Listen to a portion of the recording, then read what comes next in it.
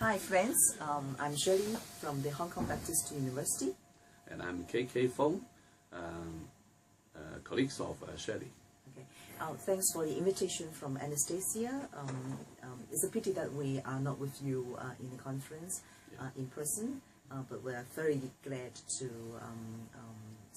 say something about community work and community development services in Hong Kong, and about what has been happening here about the umbrella movement. So about the community work. In Hong Kong, community work and community development are the terms we use interchangeably. Community work service is a standalone service funded by the government. It's just like the other social welfare services funded by the government. Even though it's funded by the government, it is implemented by the NGO, the non-government organization. And the service delivery is carried out by the social workers.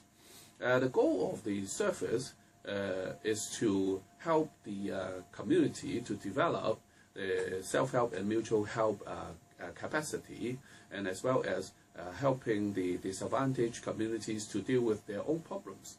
And one thing very critical to the program is it also helps to facilitate the communications between the government and the citizens within the community. So what do we mean by community to the Community Development Service? It refers to the geographical communities. One type of the Community Development Service is the neighborhood level community development projects. We call it the NLCDPs. And the other type is the community center. We call it the CC. And for the NLCDP, the community they serve is the transient communities, like the squatter areas, like the temporary housing areas, and those public housing under redevelopment. And for the CC community center, they service the stable communities with populations ranging from 100,000 to 150,000. So how about the historical route? Okay, so Community Development Services has a long history.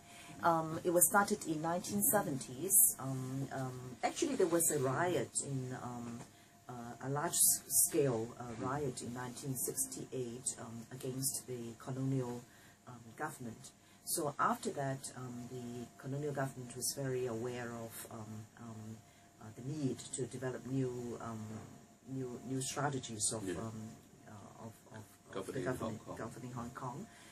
So that was the start of the many new social welfare services, and also there was a community building program started at that time.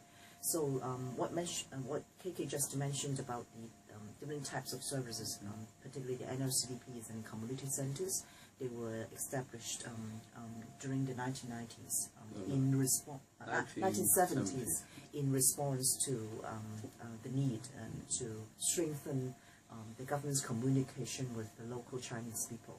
So, judging from the historical route, you will smell the political implications of this kind of projects. So the government at the time aimed at facilitating the communication between the government and the citizen, and frankly, it aims at helping its own administrations, its own governance. Its own governing, or it tried to facilitate the sort of law and order from their own point of view. But when the service were implemented by the social workers adopted most of the time the conflict approach.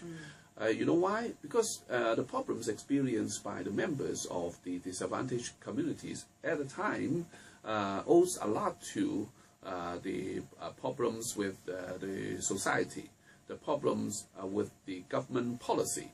So it's very difficult for the social workers not to advocate for change, not to fight against the government policy.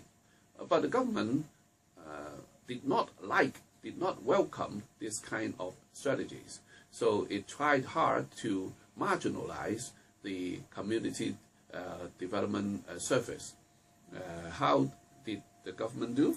So starting from early 1990s, the government stopped funding new community development projects, but instead they set up different schemes to fund projects or programs to develop social capital, social network in disadvantaged communities.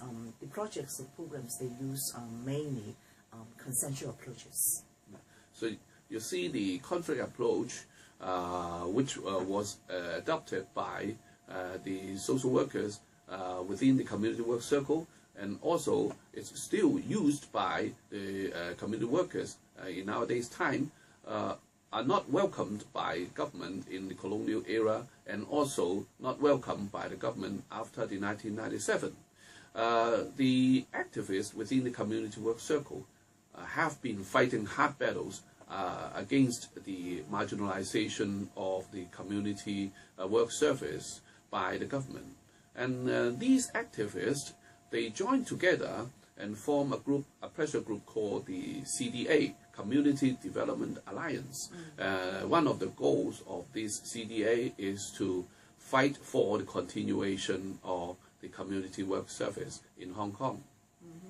So we're members of the CDA. Yeah. Yeah, and we have a lot. We are still making a lot of efforts to promote and to advocate for different forms of and strategies of doing community work in Hong Kong. Yeah, as well. Yeah. So how about the